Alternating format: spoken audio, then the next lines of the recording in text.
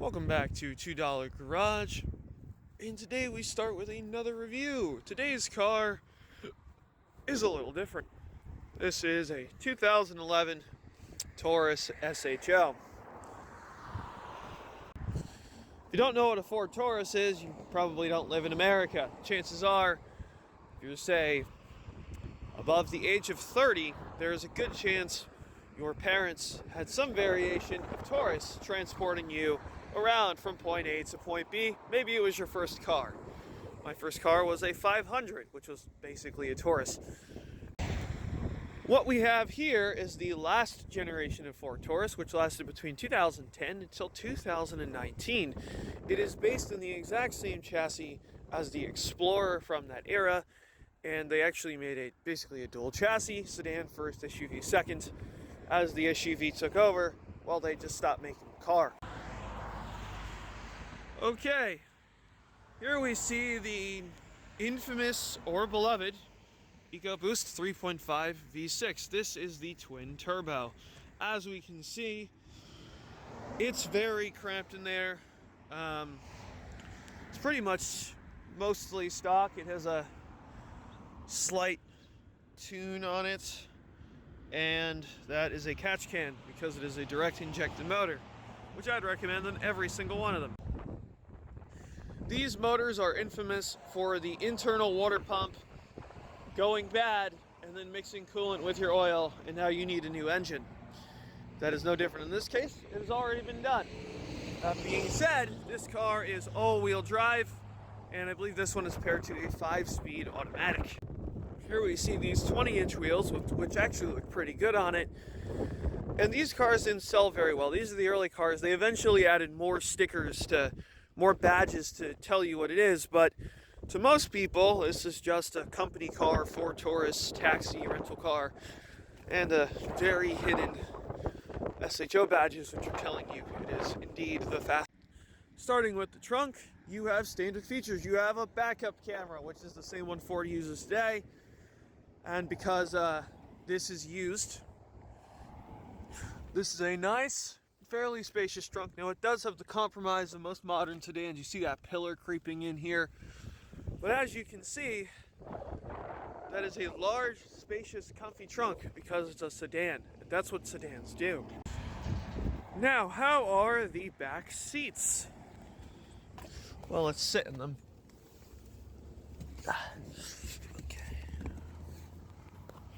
I'm 5'11", as we can see. We have plenty of space. These are barely soft and comfortable. Yes, it is Alcantara. We have 2 vents, heated seats in the rear, and a cigarette lighter. Considering this is 2010, this is pretty nice. Let's check out the quality back here. Pretty good for a Ford. 10 years old, 14 years old, 130,000 miles. Actually, that's pretty solid. And we have these nice fake carbon fiber because it is the early 2010s, and rock hard leather. Walking into the front of it, we have the same fake carbon fiber and these quite large leather, and I believe is Alcantara or some kind of fiber bucket seats. Again, I'm really surprised at the build quality of this, considering it's Ford in the 2010s, but this is actually really solid. Here we have a Ford Explorer steering wheel, and of course, 3 gauges. Now, we do have these paddles back here, but they're kind of useless because you actually can't downshift, so I don't get the point. It is an automatic. You have your e-brake down here because it is Ford Taurus. Same old gauge cluster and dimmer switch and foot adjuster. Now in here you have your gauge cluster, you have your do it everything stock, and of course tach and your gauges. Now this is something that does kind of bug me. Black, tan. This was a $60,000 car in 2011, so you can't spend the extra $5 and put the black carpet in for the roof, for the headliner. Of course, we have a glove box, and once again, this vehicle is used, so there's lots of stuff in it. Do I like to keep my car this dirty? No, but it's not my car, so. Looking at the rest of the interior here, we have this pleathery leather stuff.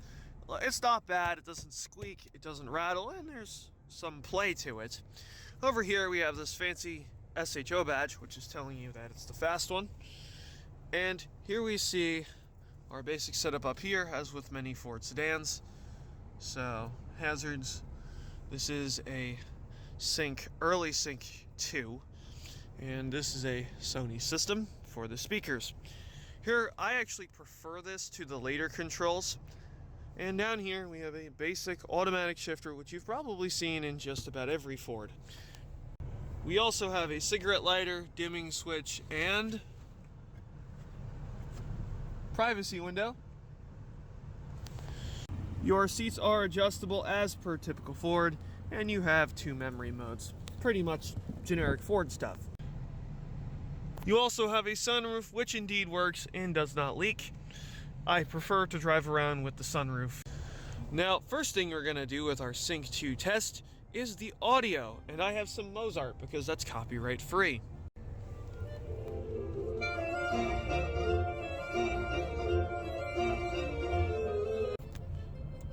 Now, I am no sound engineer, but that sounds pretty good and doesn't sound like the bass tinny speakers in my Focus. But then again, that's a $20,000 car new, and this was a $60,000 car new. That would be expensive. Now, let's see how this vehicle accelerates, given it is a twin-turbo V6 with well over 400 foot-pounds of torque. Here we see we have the Ford backup camera, which indeed works and does backup camera things. It doesn't have the lines and the beeps, but this is a 2011. It's a very early model.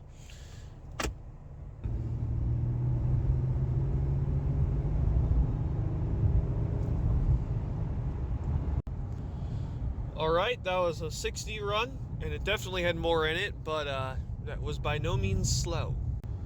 Let's talk about driving characteristics. Well, it does have electronic power steering, and it's typically numb. The best way to describe this car is Ford tried to make an Audi A6, a mix between A6 and S6, and well, it does a pretty good job. Power steering is numb, the seats are comfortable, and I can in fact do 85 miles an hour on the highway while getting a nice heated massage, which is probably the nicest feature of a vehicle like this. It is a big, comfy GT, and to be quite honest with you, has no right being on a back road. It's not very good at that. This is a big highway cruiser. So starting with driving characteristics, as we see, it does have an RPM gauge. And the boost really starts to kick in around 1800, 2000 RPM. And the best way to describe it, if you've ever driven a twin-turbo car, especially a big, wafty twin-turbo car, it just feels like a wave comes on. You have a lot of power. Now, what lets it down is this transmission. Sometimes it does get confused shifts, but it has less gears, so it's a little better than a modern one like a 10-speed. So every once in a while you get a little bit of hesitation here and there, but that's to be expected with a over 10-year-old automatic, so I'm sure it was designed well before then. As for, we have to talk about this Sync 2. Now, everyone wins it. Yes, it looks dated. I have eyes. I know. Thank you. That being said, it works. It functions. The navigation still works. So I see no reason to touch it and just let it be. I am aware I did not push it too hard because I am on county back roads and I have no intention of doing that, and there's other people around. That being said, I've driven this vehicle plenty of times on New York highways, New York State highways, aggressive states. I live in the Northeast, and this is plenty of power. The other thing we should mention that contributes to that very comfortable ride is the weight. It weighs 4,300 pounds without passengers and all their crap and all the stuff you put in a sedan in it. So this is a very heavy car, to say the least, and you feel that weight. It's not very good on a back road, as I point out, but it does help with ride quality. It's very smooth, very comfortable, very good on bumps. Now, the brakes are of note. They have a lot of pedal travel before they actually start to do something, which is a bit uncharacteristic of modern brakes. They tend to be brake-by-wire, so it's very much an on-off switch. I kind of appreciate that. It's not natural, but it feels a little more natural. And it's very weird, especially from a Ford. That being said, what about everything else? Well, it gets about 17 to 21 highway, which again isn't bad. Pretty much on par with EPA ratings. It gets somewhere between 14 to 15 around town, like I mentioned in the past. The automatic does get a bit confused at times. Other than that, it's perfectly fine. Big, wafty, comfortable cruiser. So concluding this video on the 2011 Ford Taurus, you know, it's not a sports car. It's more of a big, comfy, wafty GT cruiser type vehicle. And that's okay. Coming in, weighing in at 4,300 pounds, that would be expected. The V6 has its problems. If you want something that just works, go buy a Lexus or a Toyota. But that being said, if properly taken care of, it's a perfectly fine, powerful motor. Not quite the character of a V8, but the twin turbos do add some personality. And overall, you know, it's not a bad car to own, especially if you want cheap speed. Anyway, this has been $2 Garage. Hope you liked the video. Don't forget to leave a like, favorite, and subscribe.